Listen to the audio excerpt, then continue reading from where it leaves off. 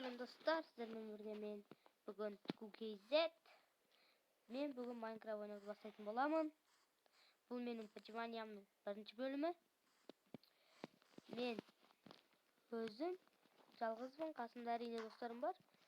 Бүгінше жалғыз болып қалдым. Әрине сіздер арнаға тіркеліп, лайк басып, коммент қалдырып кетсеңіздер риза болар едім.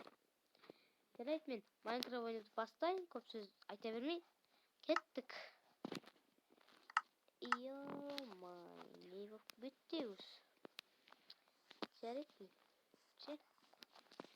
Ағаш шабуды бастайын.